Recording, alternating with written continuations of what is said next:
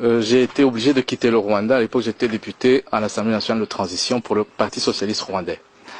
Mais quelques mois avant, j'ai eu l'occasion, c'est peut-être une chance, d'assister à une séance au cours de laquelle l'ancien président de la République, Pasteur Bizimungu, est venu nous expliquer les raisons pour lesquelles l'armée rwandaise était au Congo, au Zaïre à l'époque.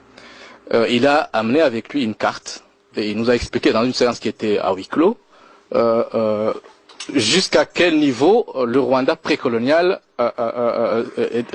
pouvait être délimité.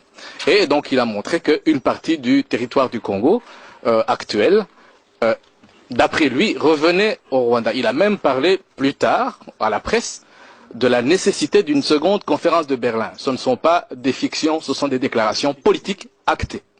Deuxième chose, en 1998, j'ai eu l'occasion de discuter avec des diplomates ici à Bruxelles et des académiciens, des universitaires belges.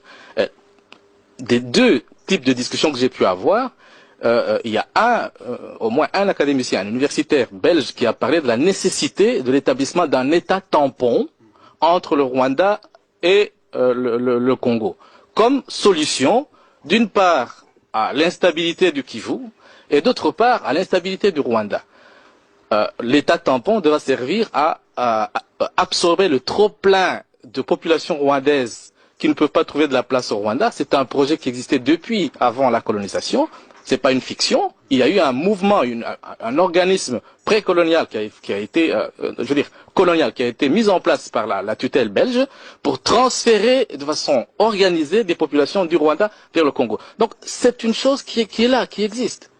Récemment, et c'est le dernier mot que je vais dire, un diplomate belge a parlé, je ne vais pas dire son nom, je suis désolé, je ne peux pas révéler quel est son nom, a parlé de façon univoque, donc sans équivoque, de la nécessité pour l'opposition rwandaise d'envisager le fait de prendre part à un projet de création d'un État tampon. Donc ce qui veut dire, ce sont des choses réelles, ce ne sont pas des fictions. Maintenant, il se peut que ces projets échouent, il se peut que ça n'aboutisse pas. Ce ne serait pas la première fois que ces projets de balkanisation de l'Afrique échouent.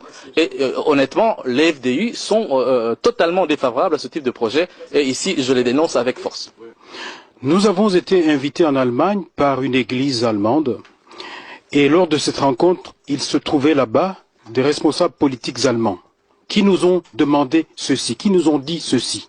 J'ai écrit ceci, ce que je vous dis, je l'ai même déjà écrit dans un livre, c'est vous dire que j'assume parfaitement ça. Ils nous ont dit que si nous, société civile du Sud Kivu, étions prêts à aller jouer auprès de notre population ce rôle-ci, d'expliquer que si nous acceptons que le Kivu soit rattaché au Rwanda, l'Allemagne et l'Europe sont prêts à faire un plan Marshall pour le Kivu. Ce n'est pas de la fiction, monsieur. C'est vrai que peut-être que de nouveau, comme on l'a dit tout à l'heure au niveau géopolitique, les Rwandais ne sont pas forcément à la base de ça. Mais ceux qui tirent les ficelles, ils veulent ça. Quand on parle de Nkunda, aujourd'hui, Nkunda dit qu'il a 350 000 réfugiés qu'il doit réinstaller. Où?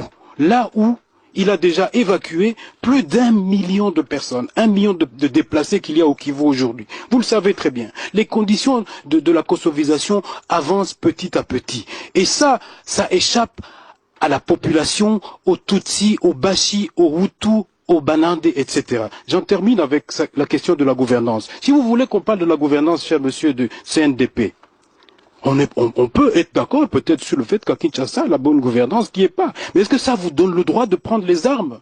Est-ce que ça vous a donné le droit de ne pas participer au processus électoral? Non, parce que vous avez un plan qui est bien déterminé. Ce qui nous présente la guerre au Congo comme une guerre ethnique, c'est celle